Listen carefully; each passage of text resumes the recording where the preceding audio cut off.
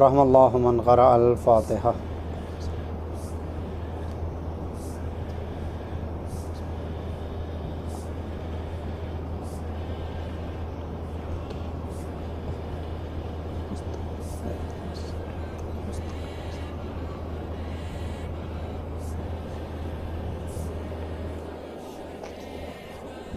حضرات گزارش ہے کہ ایک مرتبہ سورہ حمد اور 3 مرتبہ سورہ اخلاص کی تلاوت فرما کر سید محبوب حسین ابن سید یوسف حسین صاحب، مجتبائی بیگم بنت مرزا حسین صاحب، جرات حسین ابن نذیر حسین صاحب، فضہ بیگم بنت بند حسن صاحب اور سید قیصر حسین ابن محبوب حسین صاحب کی رخ صاحب۔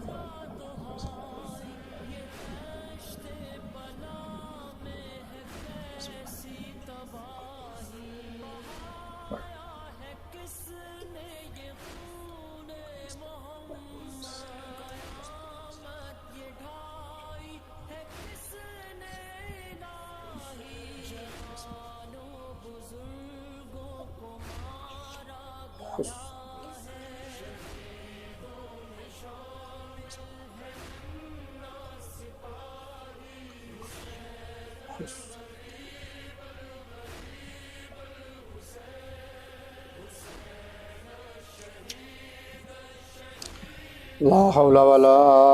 قوة الا باللہ العلی العظیم۔ اعوذ باللہ من الشیطان اللعین الرجیم، بسم اللہ الرحمن الرحیم۔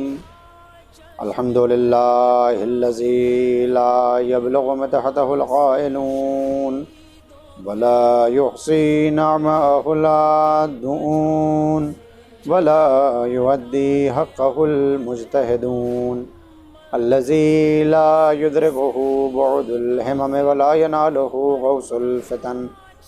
الذي ليس لشفته حد محدود ولا نعت موجود ولا وقت معدود ولا أجل ممدود فطر الخلائق بقدرته ونشر الرياح برحمته وابتداء بالصخور ميدان أرضه ثم الصلاة والسلام على النبي المكي المدني الأمي القرشي الحاشمي الابتهي التهامي أصله وسيل وفرحه طويل وكنبه كهيل وخلقه عظيم المعلن الحق بالحق بالقاسم محمد وعلى أهل بيته الطيبين الطاهرين المعصومين المظلومين المنتجبين المنتخبين الذين أذهب الله عنهم الرجس وطهرهم تطهيرا اللهم صل على محمد وآل محمد ولعنة الله على أعدائهم من الآن إلى قيام يوم الدين أما بعد فقد قال الله سبحانه تبارك وتعالى في محكم كتابه الحكيم وهو أصدق الصادقين وقوله الحق بسم الله الرحمن الرحيم نحن قدرنا بينكم الموت وما نحن بمسبوقين على أن نبدل أمثالكم وننشئكم فيما لا تعلمون۔ صلوات۔ حاضرین گرامی قدر، معزز سامعین کرام اور عزاداران مظلوم کربلا، ایصال ثواب کی آج کی اس آن لائن مجلس میں نے سورہ واقعہ سے آیت نمبر 60 اور 61 جن کی تلاوت کا شرف حاصل کیا ہے۔ خداوند عالم تمام انسانوں کو ایک حقیقت کی طرف متوجہ کر رہا ہے اور ایک ایسی واقعیت کی طرف اشارہ کر رہا ہے کہ جس کو آج تک کوئی بدل نہیں سکا۔ ارشاد ہوا نحن قدرنا بینکم الموت، اور ہم نے موت کو تمہارے درمیان مقدر کر دیا ہے، گویا موت تمہارا مقدر بن گئی ہے۔ وما نحن بمسبوقین علی ان نبدل امثالکم، اور ہم اس بات پر بھی مغلوب نہیں ہیں کہ تمہاری جگہ دوسری اقوام اور دوسرے انسانوں کو اس دنیا کے اوپر پیدا کر دیں اور تم کو اس جگہ پر لے جا کے پیدا کریں اور بنا دیں کہ جس کو تم نہیں جانتے۔ اللہ نے انسان کو موت کی یاد دلاتے ہوئے قرآن کریم میں متعدد آیات میں متعدد طریقوں سے بار بار تکرار کر کے ہمارے وجود کو جھنجھوڑا ہے اور متوجہ کیا ہے کہ جس زندگی کو ہم گزار رہے ہیں، کہ جس کے اندر ہم لذتوں بھری دنیا میں کبھی حلال خدا کو چھوڑ دیتے ہیں اور حرام خدا کی جانب بڑھ جاتے ہیں، اور کبھی حق کے راستے کو ٹھکراتے ہوئے باطل کی طرف قدم اٹھا دیتے ہیں، یہ زینت بھری زندگی، یہ رحمتوں بھری زندگی جن کو ہم سمجھتے ہیں کہ یہ بڑی رحمتوں والی زندگی ہے، یہ زندگی ایک نہ ایک دن تمام ہونے والی ہے، اور انسان کو موت سے ایک روز دوچار ہو جانا ہے کہ اس کے سامنے کھڑے ہو کے موت کہے گی کہ اب وقت آ گیا اور اب یہاں سے چلو۔ وجہ کیا ہے؟ کیونکہ موت ہماری مقدر بن چکی ہے، اور مقدر کو بدلنے کا حق صرف اور صرف اللہ کو ہے۔ تو جب اللہ نے یہ طے کر لیا ہے کہ ہم کو جانا ہے تو پھر اب اس حقیقت کو کوئی بدل نہیں سکتا۔ لہٰذا متعدد آیات میں اس نے کہا کل نفس ذائقۃ الموت، موت کا مزہ تم کو چکھنا ہے۔ جو بھی ذی نفس ہے، جو بھی زندہ ہے، مرد ہو، عورت ہو، غریب ہو، امیر ہو، مسافر ہو، گھر کے اندر ہو، چھوٹا ہو، بڑا ہو، کوئی اللہ نے مستثنیٰ کیا ہی نہیں کسی فرد کو کہ کون ایسا ہے جو زندہ نہ رہے، بلکہ فرمایا کہ جو بھی ذی نفس ہے اس کو ایک دن اس دنیا سے جانا ہوگا۔ کل من علیہا فان، ساری کائنات کو ایک دن فنا ہو جانا ہے۔ تو جب یہ ایک حقیقت ہے کہ ہم کو موت سے دوچار ہونا ہے اور یہ زندگی ختم ہونے والی ہے، تو پھر کیوں نہ اس موت کا استقبال کیا جائے اور اس موت کا انتظام کیا جائے کہ جس سے اپنا چہرہ نہیں موڑا جا سکتا۔ اور یہ جو چند روزہ زندگی ہم کو دی گئی ہے، کیوں نہ ہم اس چند روزہ زندگی کو ذریعہ بنا لیں ان حیات کے ایام کے لیے کہ جو کبھی بھی ختم ہونے والے نہیں ہیں۔ اور اللہ نے بھی یہی بتا کے ہم کو دنیا میں بھیجا کہ الذی خلق الموت والحیات، اس نے موت کو بنایا اور زندگی کو، لیبلوکم ایکم احسن عملا، اور اس نے یہ موت و حیات بنائے ہی اس لیے ہیں تاکہ وہ آزمائش میں ڈال سکے، انسان کو آزما سکے، دیکھ سکے کہ ان میں سب سے بہتر عمل کرنے والا کون ہے۔ لہذا معلوم یہ ہوا کہ اللہ نے جو حیات ہم کو بخشی ہے، اللہ نے جو زندگی ہم کو دی ہے، اس کا مطالبہ بس اتنا ہے کہ ہم بہترین عمل کرتے چلے جائیں اور سب سے بہتر عمل کر کے ہم اللہ کو دکھا دیں تاکہ ہم کو دی ہوئی زندگی کا مقصد پورا ہو جائے۔ لیکن آج کی اس دنیا کے اندر جب ہم دنیا میں زندگی گزارنا چاہتے ہیں تو پھر قرآن کریم سورہ حدید کے اندر یہ ارشاد فرماتا ہے کہ ہم اپنی زندگی گزارنے میں اتنا الجھ جاتے ہیں اور بھول جاتے ہیں کہ یہ جو تم کو دنیا کی زندگی کی دی گئی ہے، یہ چند روزہ ہے کہ جس کو ہم لہو و لعب میں برباد کر رہے ہیں،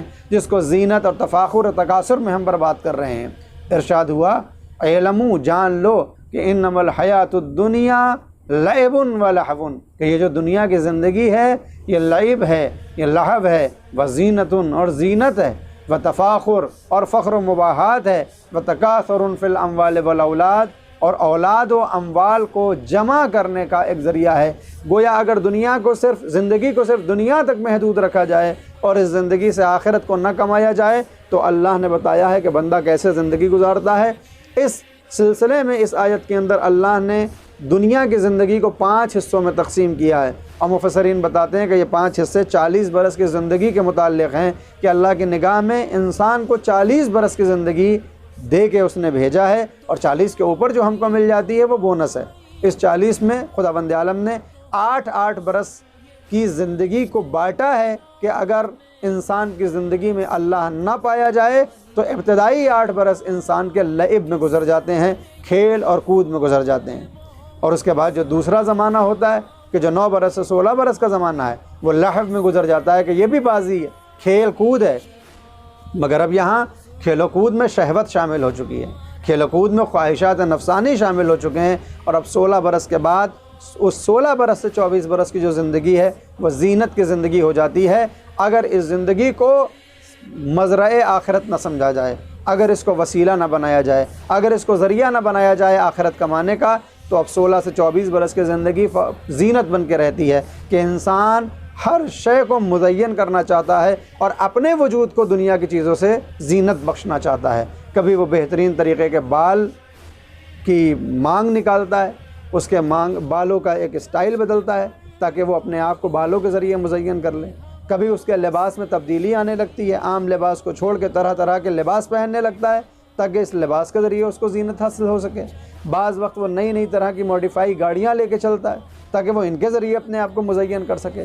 کیوں؟ کیونکہ اس زندگی میں اللہ نہیں پایا جاتا، اور ہاں اگر اللہ پایا جائے تو پھر اب یہ زندگی بدل جایا کرتی ہے۔ پھر ارشاد ہوا کہ جب یہ 24 برس کی زندگی بھی گزر جاتی ہے تو 25 سے جو 32 برس کی زندگی کا زمانہ ہوتا ہے وہ تفاخر کا زمانہ ہوتا ہے، کہ بندہ ہر چیز میں فخر و مباحات کرتا ہے اور دوسرے کے اوپر فخر فروشی کرتا ہے، اپنے آپ کو اعلیٰ اور بالا سمجھنے کی کوشش کرتا ہے، اور دوسرے کے سامنے جا کے کہتا ہے کہ دیکھو میرا لباس کتنا بہتر ہے، دیکھو میرا گھر کتنا اچھا ہے، دیکھو میری گاڑی کتنی اچھی ہے، دیکھو میرا اسکول کتنا بہتر ہے۔ یہ تفاخر کا زمانہ ہوتا ہے۔ اور وہ جو آخری زمانہ جو 32 سے 40 برس کا زمانہ ہوتا ہے وہ تکاثر فی الاموال والاولاد کا زمانہ ہے، کہ اب یہاں پر بندہ مال کو جمع کرنا چاہتا ہے، اولاد کو جمع کرنا چاہتا ہے، اور یہ حرص کبھی کبھی اتنی بڑھ جاتی ہے کہ ہم حلال خدا کو پامال کرتے رہتے ہیں، حرام خدا میں ملوث ہو جاتے ہیں۔ لہٰذا اگر اس دنیا کو صرف دنیا کی زندگی سمجھا جائے گا تو ان 5 چیزوں میں ہماری زندگی ختم ہو جائے گی، اور ملک الموت ایک روز آ جائے گا کہ وقت ہو گیا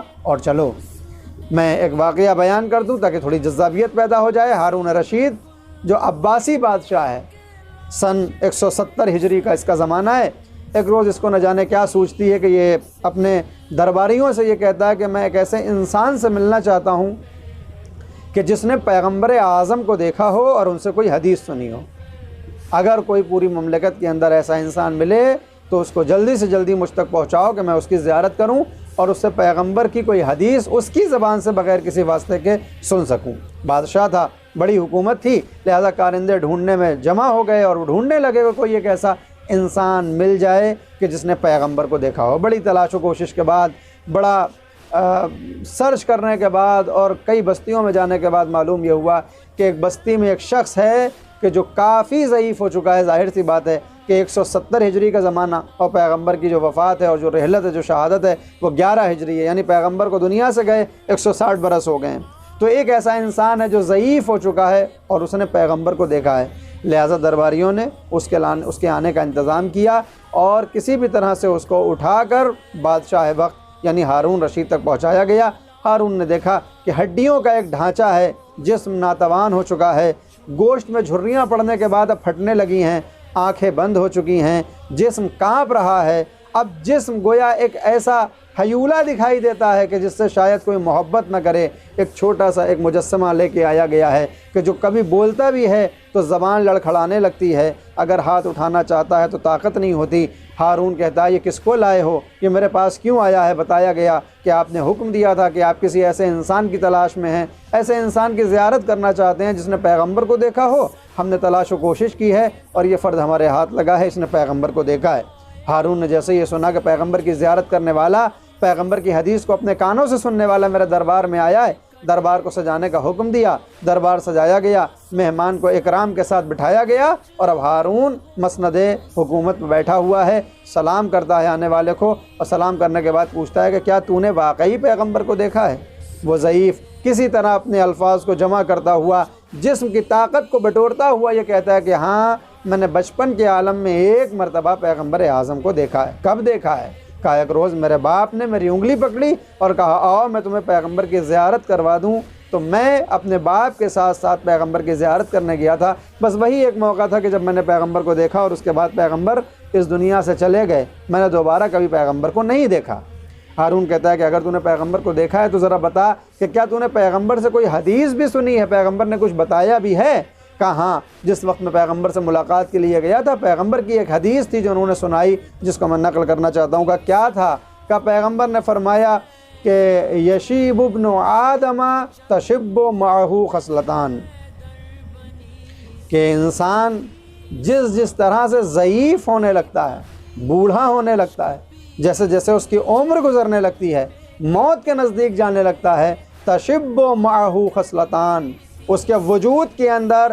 2 خصلتیں جوان ہونے لگتی ہیں، یعنی خود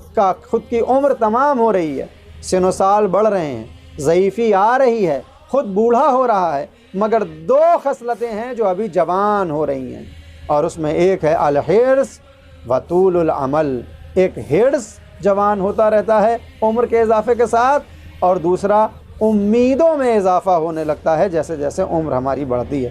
کہا اچھا پیغمبر نے تو اس سے یہ بتایا ہے، چل کم سے کم میں نے اپنے کانوں سے ایسے انسان سے پیغمبر کی حدیث سن لی کہ جس کی آنکھوں نے پیغمبر کو دیکھا ہے، جس کے کانوں نے پیغمبر کی آواز سنی ہے۔ خوش ہوا ہارون رشید اور کہا کہ اس کو 1 کیسہ زر کا دے دیا جائے، اس کو سونے کی اشرفیاں، سونے کے درہم و دینار دے دیے جائیں۔ ضعیف کو درہم و دینار دیے گئے۔ جس احترام کے ساتھ دربار میں لایا گیا تھا اسی احترام کے ساتھ اب دربار سے واپس بھیجا جا رہا ہے۔ ابھی دربار کے باہر کچھ ہی دوری ہوئی تھی کہ اس نے طے کی تھی کہ ایک مرتبہ کہتا ہے کہ میری اس پالکی کو روکا جائے، میری ہماری کو روکا جائے، مجھے نیچے اتارا جائے، میں ہارون سے دوبارہ ملاقات کرنا چاہتا ہوں۔ تو جو لوگ لے جانے والے تھے انہوں نے کہا کہ اب یہ ممکن نہیں ہے، ہارون نے جتنا وقت دیا تھا اتنا وقت مکمل ہو چکا ہے، اب ہارون آرام کرنے چلا گیا تو اس سے ملاقات نہیں کر سکتا۔ کہتا نہیں، میں تو ملاقات کر کے ہی جاؤں گا، اور میری یہ ضد ہے اور یہ میری خواہش ہے کہ میں دوبارہ ہارون کو دیکھوں۔ لہٰذا دوبارہ خبر دی گئی اور اب ہارون نے اجازت دی کہ ضعیف کو لایا جائے کہ آخر کیا کہنا چاہتا ہے، دوبارہ مجھ سے ملاقات کیوں کرنا چاہتا ہے۔ دربار میں ہارون رشید بیٹھا ہوا ہے، ضعیف آتا ہے اور آنے کے بعد سلام کرتا ہے حاکم کو، اس ہارون رشید کو۔ ہارون رشید سلام کا جواب دیتا ہے، کہتا ہے کہ تم کیوں واپس آئے ہو، کیا کہنا چاہتے ہو؟ اپنے ہاتھوں کو جوڑ کر، طاقت کو جمع کر کے، الفاظ کو اکٹھا کر کے ایک مرتبہ کہتا ہے کہ ہارون بس اتنا پوچھنا چاہتا ہوں کہ یہ جو تو نے مجھے مال و متاع دیا ہے، یہ جو زر دیا ہے، یہ جو درہم و دینار دیے ہیں، یہ بس ایک ہی مرتبہ ملیں گے یا اگلے سال پھر میں لینے کے لیے آؤں؟ یعنی جب تک میں زندہ رہوں ہر سال میں تجھے پاس آتا رہوں اور یہ مال و متاع تو دیتا رہے گا۔ جیسے ہی سنا ہارون نے ایک مرتبہ ہنسنے لگا اور مسکرا کے کہتا ہے صدق رسول اللہ، پیغمبر نے بالکل سچ فرمایا ہے کہ تشیب ابن آدم تشب معہ خصلتان، کہ جیسے جیسے بندے کی عمر بڑھتی رہتی ہے، جیسے جیسے ضعیفی آتی رہتی ہے، جیسے جیسے بزرگی آتی رہتی ہے، یہ 2 خصلتیں اس میں جوان ہوتی رہتی ہیں، الحرص و طول العمل، الحرص و طول العمل، ایک لالچ بڑھ جاتا ہے، ایک امیدیں بڑھ جاتی ہیں جو ظاہری امیدیں ہوتی ہیں۔ اور اس کا مقصد یہ تھا کہ یہ ضعیف کہ جو ابھی قبر میں پیر کو لٹکائے ہوئے ہے، جس کی عمر 200 برس کے قریب ہونے والی ہے، 170 180 برس کی عمر گزارنے کے بعد بھی اس کو یہ لالچ ہے کہ یہ پیسہ مجھے ہر سال ملتا رہے۔ تو معلوم یہ ہوا کہ اگر دنیا کے اندر دنیا ہی پائی جائے، دنیاوی زندگی میں خدا نہ ہو، دنیاوی زندگی میں رسول نہ ہو، دنیاوی زندگی میں ایمان و ایقان و اطمینان و اخلاص نہ ہو، تو پھر یہ دنیا لعنت کا طوق بن جاتی ہے، اور پھر اس دنیا کو مولا کائنات جیسا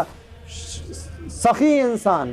عالم اور امام 3 مرتبہ طلاق دیتا ہے۔ لوگ یہ سمجھتے ہیں کہ مولا کائنات نے جو دنیا کو طلاق دی ہے اس کا مطلب ہے روحانیت کو اختیار کر لینا، اس کا مطلب یہ ہے کہ دنیا کو ٹھکرا دیا جائے۔ نہیں، مولا کائنات اس دنیا کو ٹھوکر مار رہے تھے کہ جو دنیا اپنے اندر آخرت کو کھو دیتی ہے، لیکن اگر یہ دنیا مزرعہ آخرت بن جائے، اگر یہ دنیا وسیلہ بن جائے جنت کو حاصل کرنے کا، تو پھر اس دنیا کی عزت کی جاتی ہے، اکرام کیا جاتا ہے۔ لہذا عزیزان گرامی، اس دنیا کو ہم وسیلہ جانیں، اس دنیا کو ہم ذریعہ جانیں، کیونکہ یہ دنیا کی زندگی ختم ہونے والی ہے، اور مرنے کے بعد جو زندگی ملنے والی ہے وہ کبھی بھی ختم ہونے والی نہیں ہے۔ خداوند عالم نے اس دنیا کو، اس زندگی کو چند سن و سال کے اندر قید کر دیا ہے۔ کوئی 40 برس میں، کوئی 60 برس میں اس دنیا سے چلا جاتا ہے، کوئی 80 برس میں چلا جاتا ہے، کوئی 100 برس میں چلا جاتا ہے، مگر ایک نہ ایک دن اسے اس دنیا سے جانا ہوتا ہے۔ لیکن ہم نے یہ دیکھا ہے کہ اس دنیا سے محبت کبھی کبھی ہم جیسے انسانوں کو تو چھوڑیے، انبیاء کی بھی آنکھوں میں اس طرح سے ہو جاتی ہے کہ جب ابراہیم خلیل خدا کے پاس ملک الموت آتے ہیں اور آنے کے بعد کہتے ہیں کہ چلیے اب آپ کا وقت اس دنیا میں تمام ہو چکا ہے اور آپ کو اللہ نے بلایا ہے، موت کا وقت قریب ہے، آپ کی روح قبض کی جائے گی۔ ابراہیم خلیل خدا ہیں، پیغمبر کے بعد انبیاء میں سب سے بڑا مرتبہ حضرت ابراہیم کا ہے۔ ایک مرتبہ کہتے ہیں ملک الموت، میں خلیل خدا ہوں، میں خدا کا دوست ہوں، جاؤ میرا پیغام خدا تک پہنچا دو کہ کیا کوئی دوست کسی دوست کی موت کا انتظام کرتا ہے؟ میں اللہ کا دوست ہوں، اللہ میرا دوست ہے، تو وہ میرے لیے موت کا انتظام کیوں کر رہا ہے؟ ملک جاتا ہے خداوند عالم کی بارگاہ میں، حضرت ابراہیم کا پیغام ہے اور وہ یہ کہتے ہیں کہ میں خلیل خدا ہوں۔ بھلا کوئی دوست کسی دوست کو موت دیتا ہے؟ آواز قدرت آئی کہ دوبارہ ابراہیم کے پاس جاؤ اور کہو کہ اگر وہ میرے دوست ہیں، ان کا دعویٰ خلیل خدا ہونے کا ہے کہ یقیناً وہ خلیل خدا ہیں، مگر ان سے یہ پوچھو کہ کیا کوئی دوست اپنے دوست سے ملاقات سے گھبراتا ہے؟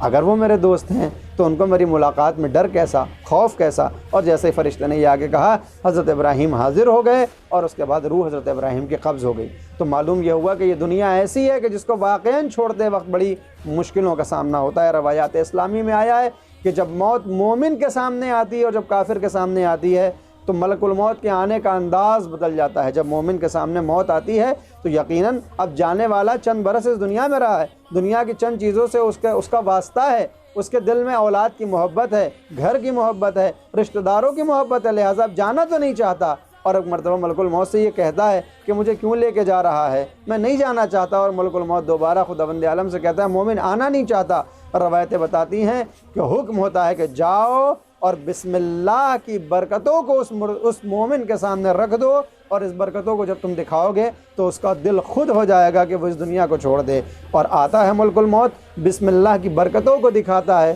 اور مومن فوراً کہتا ہے کہ میں حاضر ہوں، میں تمہارے ساتھ چلنے کے لیے تیار ہوں۔ سوال یہ پیدا ہوتا ہے کہ بسم اللہ میں ایسی کون سی طاقت ہے، ایسی کون سی محبت ہے، ایسا کون سا اثر ہے کہ یہ جانے والا بھی دنیا نہیں چھوڑنا چاہتا، بسم اللہ کی برکتوں کو دیکھ کے دنیا چھوڑنے پہ تیار ہو جاتا ہے؟ تو پھر اس کا جواب دینے کے لیے ہم کو چلنا پڑتا ہے اس مسجد میں کہ جس مسجد کا استاد مولا الموحدین امیر المؤمنین ہے، اور جس مسجد میں شاگرد ابن عباس ہے، کہ ابن عباس ہاتھوں کو جوڑ کے کہتے ہیں کہ مولا میں چاہتا یہ ہوں کہ آپ مجھے تفسیر قرآن کا درس دیں۔ حضرت مولا متقیان نے نماز عشاء کے بعد ابن عباس کو بٹھایا اور اب بسم اللہ کی تفسیر کرنا شروع کی، تو نماز صبح کا وقت قریب ہو گیا مگر ابھی بسم اللہ ہی کی تفسیر نہیں ہوئی۔ ابن عباس نے ہاتھوں کو جوڑا، مولا پوری رات گزر گئی، بسم اللہ کی تفسیر نہ ہو پائی، یہ اتنا بڑا قرآن ہے، اس کی تفسیر ہوتے ہوتے تو کافی زمانہ لگ جائے گا، کس طرح سے آپ تفسیر کریں گے اور میں سمجھوں گا؟ مولا نے مسکرا کے کہا ابن عباس ہاں تم صحیح کہتے ہو، مگر ہاں تم کو ایک فارمولہ بتاتا ہوں اور تم کو ایک درس دینا چاہتا ہوں، اور وہ درس یہ ہے کہ جو پورے قرآن کریم کے اندر اللہ نے سمایا ہے ان کے تمام مضامین کو سورہ حمد کے اندر چھپا دیا ہے، اور جو سورہ حمد کے مضامین ہیں وہ بسم اللہ میں ہیں، اور جو بسم اللہ میں جو بے جس سے بسم اللہ ابتدا ہوتی ہے اس بے کے نیچے رکھا جانے والا نقطہ میں ہوں،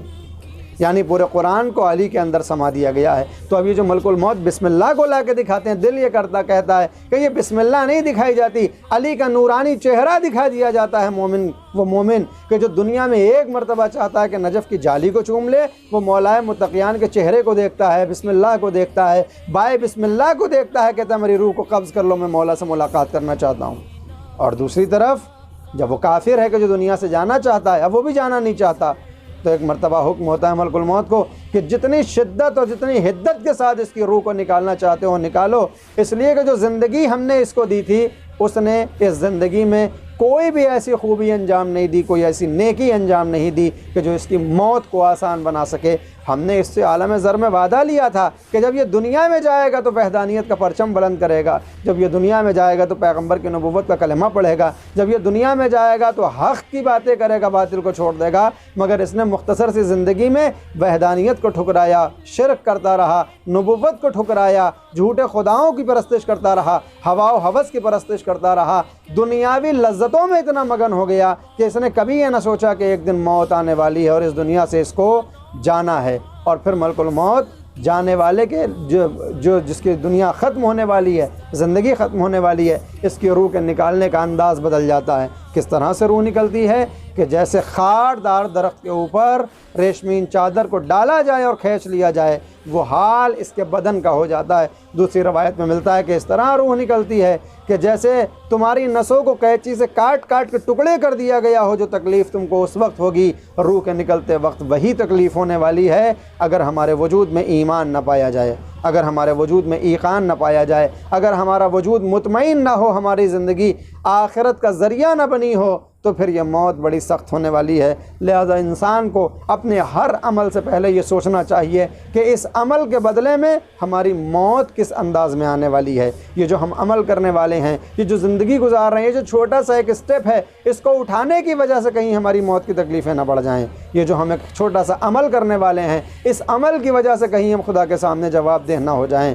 اور یہی ایک وجہ ہے کہ ہماری چھوٹی چھوٹی غلطیاں ہمارے نہ جانے کتنی نیکیوں کو کھا لیتی ہیں۔ اور روایتیں بتاتی ہیں کہ روز محشر جب بندے کو نامہ اعمال دیا جائے گا تو جن کا دائیں ہاتھ میں نامہ عمل ہوگا وہ دیکھیں گے کہ بہت سی نیکیاں اس میں ایسی لکھی ہوئی ہیں جو اس نے انجام نہیں دی، اور دوسری طرف جن کو بائیں ہاتھ میں نامہ اعمال ملا ہے، یعنی جن کو پروانہ جہنم ملا ہے، وہ دیکھیں گے بہت سے گناہ ایسے ہیں جو اس نے انجام نہیں دیے۔ تو یہ دونوں سوال کریں گے میرے اللہ تو نے کرام الکاتبین بٹھائے تھے، 2 فرشتے بٹھائے تھے جو نیکی اور برائیاں لکھ رہے تھے۔ معبود تجھے معلوم ہے یہ نیکیاں میں نے نہیں کی ہیں، میرے نامہ اعمال میں ہیں، اور وہ بھی شکایت کرے گا میرے اللہ میں نے یہ خرابیاں اور برائیاں نہیں کی ہیں جو میرے نامہ اعمال میں ہیں۔ آواز آئے گی ہاں تم نے یہ نیکیاں نہیں کی تھی جو تمہارے نامہ اعمال میں ہیں، تم نے یہ برائیاں نہیں کی تھی جو تمہارے نامہ اعمال میں ہیں، مگر تم نے دنیا میں کچھ ایسے اعمال کیے تھے کہ جس کی وجہ سے تمہارے اعمال ٹرانسفر ہو گئے ہیں۔ اور وہ کیا ہے کہ کبھی کبھی ہم 4 دوستوں کے ساتھ بیٹھ کے غیبت کرنے کے اوپر آتے ہیں، اور جب غیبت کرنا شروع کرتے ہیں، روایتیں بتاتی ہیں کہ غیبت کرنے والے نے اگر 40 دن میں کچھ نیکیاں کی ہیں تو یہ غیبت کرنے والے کی وہ نیکیاں اس کے کھاتے میں لکھ دی جاتی ہیں جس کی غیبت کی گئی ہے، اور یہ تب ہوتا ہے کہ جب 40 دن میں نیکیاں ہوئی ہوں۔ لہٰذا اب جس کی غیبت کی گئی تھی اس کے نامہ اعمال میں وہ نیکیاں دکھائی دے رہی ہیں کہ جو اس نے کی تھی، جو اس کے نامہ اعمال میں ہونی چاہیے تھی۔ لیکن اگر اس کے نامہ اعمال میں، غیبت کرنے والے کے نامہ اعمال میں نیکیاں نہ ہوں تو کیا ہوتا ہے کہ جس کی غیبت کی گئی ہے اس کی خرابیاں، اس کی برائیاں اس کے نامہ اعمال میں لکھ دی جاتی ہیں۔ لہٰذا اب یہ شکایت کرتا ہے میرے اللہ میں نے یہ خرابیاں اور برائیاں اور گناہ نہیں کیے تھے جو میرے نامہ اعمال میں ہیں، یہ اس کے ہیں جس کی غیبت کی گئی ہے۔ لہٰذا انسان کو زبان کھولنے سے پہلے، آنکھوں کو کھولنے سے پہلے، ہاتھ اٹھانے سے پہلے، یہ اعضاء و جوارح جو نعمت خدا ہیں ان کو استعمال کرنے سے پہلے ایک مرتبہ سوچنا چاہیے کہیں یہ ہمارا چھوٹا سا عمل ہمارے اعمال کو ضائع نہ کر دے، کہیں یہ چھوٹا سا ہمارا عمل ہمارے اعمال کو کھا نہ جائے۔ اور یہی ایک وجہ ہے کہ اللہ نے یہ انتظام کیا ہے کہ تم پوری زندگی کچھ بھی کرتے چلے آئے، ٹھیک، مگر ایک مرتبہ جب تمہارا شعور بیدار ہو جائے، جب تمہیں احساس ندامت ہو جائے تو ہمارے سامنے آؤ، ہاتھوں کو پھیلاؤ، استغفر اللہ واسألہ، توبہ کی تسبیح پڑھو اور دل سے نادم ہو کے اپنی توبہ کرو، تو ہم تمہارے نامہ اعمال سے ان خرابیوں کو مٹا دیتے ہیں۔ اور قرآن کہتا ہے کہ صرف محو نہیں کرتا وہ نامہ اعمال کی خرابیوں کو، بلکہ اس کے بدلے میں نیکیوں کو لکھ دیتا ہے۔ لہٰذا عزیزان گرامی، ہمیں ہر وقت دعا یہ کرنا چاہیے، کوشش یہ کرنا چاہیے کہ ہم اپنے نامہ اعمال سے خرابیوں کو مٹا سکیں، نیکیوں کو لکھوا لیں اپنے نامہ اعمال میں۔ اور عزیزو، اگر یہ خیال کسی انسان کو ہو جائے اور شعور بیدار ہو جائے تو پھر تاریخ ایسے بیدار شعور رکھنے والوں کو علیہ السلام بنا دیتی ہے، اور تاریخ میں حر جیسا کردار چمکتے ہوئے ستارے کی طرح نمودار ہو جاتا ہے۔ کون ہے حضرت حر؟ جس نے پوری زندگی یزید کے لشکر میں گزاری ہے، جو ظالم و جابر بادشاہ کا ایک کارندہ ہے، مگر جب شعور بیدار ہوا، جب ذہن بیدار ہوا، استغفر اللہ واسألہ، توبہ کہتا ہوا امام کی بارگاہ میں آتا ہے، مولا اگر میری غلطی خطا کے لائق ہو تو مجھے معاف فرمائیں۔ تو پھر وہ حسین کے جو کریم ابن کریم ہے، جو کریم باپ کا بیٹا ہے، وہ سینے سے لگا کے کہتا ہے، حر